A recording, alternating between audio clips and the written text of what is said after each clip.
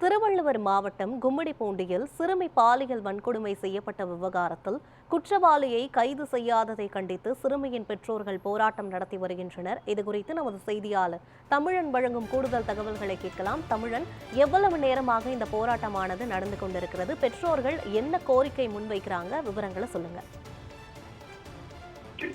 நிச்சயமாக பார்க்கலாம் யுவராணி. தற்போது கடந்த சனிக்கிழமை அன்று ஆரம்பாக்கம் அருகே திரும்பி தனது பாட்டி வீட்டிற்கு சென்று கொண்டிருந்த போது அங்கு வந்த நபர் ஒருவன் அந்த சிறுமியை கடத்தி சென்று அருகில் உள்ள மாந்தோப்பில் வைத்து பாலியல் பலாத்காரம் செய்யப்பட்டதாக அந்த பகுதியில் கூறப்பட்டு வந்தது. இந்நிலையில் உடனடியாக சிறுமி அருகில் இருந்த மருத்துவமனையில் அனுமதிக்கப்பட்டு அங்கிருந்த அவர் உறவினர்கள் காவல் நிலையத்தில் புகார் அளித்தும் காவல்துறையினர் இதுவரைக்கும் எந்த ஒரு நடவடிக்கை எடுக்காத ஒரு அவல நிலையாக காணப்பட்டு வருகிறது. குறிப்பாக பார்க்கலாம், அதை தொடர்பாக அன்று காவல்துறையிடம் அந்த சிசிடிவி புட்டேஜ், அந்த குற்றவாளியை நபர் நல்ல தெளிவாக தெரிஞ்சும் காவல்துறை இதுவரைக்கும் நடவடிக்கை எடுக்காமல் ஒரு மெத்தன போக்காக காட்டி வருகின்றனர். நேற்று 6 தனிப்படையும் இன்று 2 தனிப்படையும் கூடுதலாக மொத்தம் 8 தனிப்படை அமைத்தும் இதுவரையும் குற்றவாளியை நெருங்க முடியாத ஒரு திருவள்ளூர் மாவட்ட காவல் நிர்வாகமாக செயல்பட்டு வருகிறது.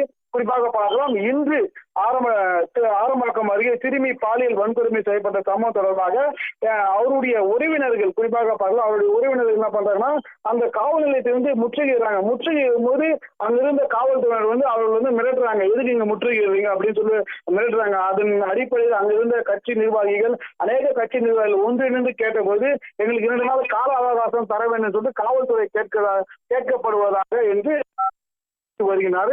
அது மட்டும் அல்லாமல் RSMR அந்த மருத்துவமனை, அவருடைய சிறுமி அனுமதிக்கப்பட்டிருந்த அந்த மருத்துவமனையில அவருடைய பெற்றோர்கள் அங்கு அனுமதிக்கப்பட்டிருந்த அவங்க பெற்றோர்கள் கூட இருக்கிறாங்க. அவங்க பக்கத்து வார்டு, அதே போல கீழே சென்றாலும் அங்க இருக்கும் காவல் ஆய்வாளர், லேடி காவல் ஆய்வாளர் அவங்களை கூப்பிட்டு அவங்களை அழைத்து அவர்களை தகாத முறையிலும் ஒரு மிரட்டல் தோணியிலும் அவர்களை மிரட்டி வருவதாக ஒரு குற்றச்சாட்டான எழுதி வருகிறது. அவருடைய தாயார் என்ன சொல்ற என்று பார்த்தால், பள்ளி முடிந்து பாட்டி வீட்டுக்கு சென்ற இந்த வன்கொடுமை செயல் ஏன் காவல்துறை இவ்வளவு மெத்தன போக்காக செயல்படுது என்று கேட்கிறாங்க. அதே போல எனது மகளுக்கு ஏற்பட்ட நிலைமை வேற எந்த என்று சிறுமியின் தாயார் ஒரு கண்ணீருடன் ஒரு குற்றச்சாட்டான வைக்கிறாங்க. இந்த காவல்துறை இதே போல மெத்தன போக்கு காட்டுமா அல்லது பாதிக்கப்பட்டவர்களுக்கு நடவடிக்கை எடுக்குமா என்று பெற்றோர்களுடைய குடும்பத்தார் ஒரு குற்றச்சாட்டான வைத்துள்ளனர். யுவராணி, விவரங்களுக்கு நன்றி தமிழன்.